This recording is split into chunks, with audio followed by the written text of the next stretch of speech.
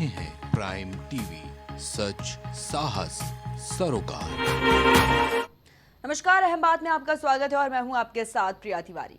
प्रधानमंत्री नरेंद्र मोदी के नेतृत्व की दुनिया भर में तारीफें हो रही हैं, लेकिन देश में विपक्ष की आलोचना करता दिखाई दे रहा है। करीब 15,000 किलोमीटर दूर कोलंबिया में नेता प्रतिपक्ष राहुल गांधी ने एक बार फिर भारत के लोकतंत्र पर टिप्पणी की। राहुल गांधी ने कहा है कि भारत में लोकतंत्र पर हमला हो रहा है क्योंकि ये देश अनेक धर्मों, परंपराओं और भाषाओं का मेल है। असल में भारत सभी के बीच संवाद का केंद्र है और लोकतांत्रिक व्यवस्था इसे संभालती है। The single biggest risk is the attack on democracy that is taking place in India. Because India has multiple religions, multiple traditions, multiple languages, and India actually is a conversation between all its people. And different traditions, different religions, different ideas require space. And that the best method for creating that space is the democratic system. And currently there is a wholesale attack on the democratic system in India. Congress सांसद और लोकसभा में विपक्ष के नेता राहुल गांधी के Colombia में दिए गए बयान को लेकर सियासत तेज हो गई है। विदेशों में जाकर भारत के खिलाफ बोलना राहुल गांधी जी की आदत है। भारत माँ के दो तरह के लाल हैं, एक वो हैं जो विदेशों में जाके भारत का नाम रोशन करते हैं, एक वो हैं जो विदेशों में जाकर भारत का नाम डुबोने की कोशिश करते हैं। राहुल के बयान के बाद बीजेपी ने उन्हें आड़े हाथों लिया और उन पर विदेश जाकर देश का अपमान करने का आरोप लगाया है। आज भारत विरोधी शक्तियों के फर्माबरदार बनते हुए प्रतीत हो रहे हैं।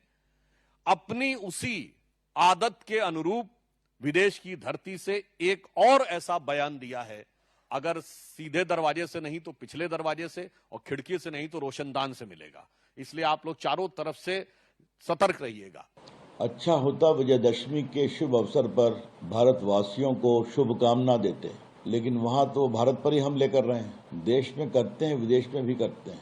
कोलंबिया के बगोटा में कहा है कि भारत में लोकतंत्र नहीं है, लोगों को बात करने की आज़ादी नहीं है। अगर कोई व्यक्ति सबसे अधिक आज़ादी से देश के विकास को, भाजपा को और प्रधानमंत्री मोदी जी को गाली देते हैं तो राहुल गांधी है। सांसद और अभिनेत्री कंगना रनौत ने कहा कि राहुल गांधी देश को बदनाम करने की कोशिश कर रहे हैं।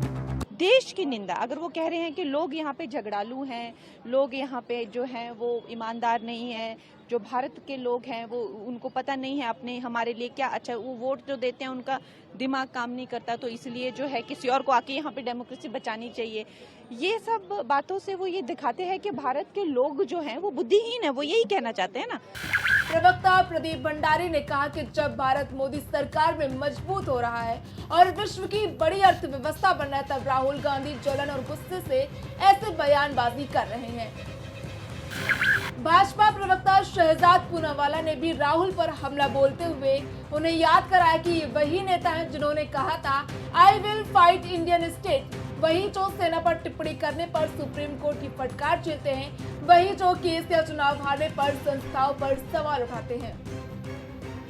वहीं पिछले 5 सालों में राहुल गांधी की विदेशी यात्राएं हमेशा से चर्चा और विवादों में रही हैं। बोस्टन में चुनाव आयोग पर सवाल उठाना, ब्रिटेन में भारत सरकार की तुलना पाकिस्तान से करना, इटली की निजी यात्रा के चलते कांग्रेस स्थापना दिवस छोड़ना, दक्षिण कोरिया का दौरा, सीएए आंदोलन के बीच और कंबोडिया का मेडिटेशन टूर। कुल मिलाकर राहुल की ये यात्राएं सिर्फ विदेशी दौरे नहीं रही, बल्कि राजनीतिक बहस और मीडिया सुर्खियों का स्थायी विषय बन गई है। शायद यही कारण है कि उनका हर नया बयान राजनीति को एक बार फिर गरमा देता है।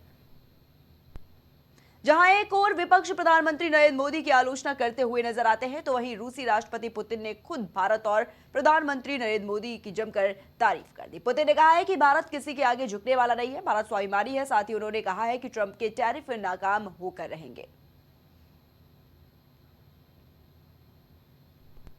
तो एक तरफ राहुल गांधी के विदेश दौरे और उनके बयान लगातार विवाद खड़े करते रहे हैं, तो वहीं दूसरी तरफ वैश्विक मंचों पर प्रधानमंत्री नरेंद्र मोदी को लेकर सकारात्मक आवाजें सुनाई देती हैं। अब सवाल यह है कि क्या राहुल गांधी की ये टिप्पणियां विपक्षी आलोचना भर है या फिर भारत की लोकतांत्रिक सेहत पर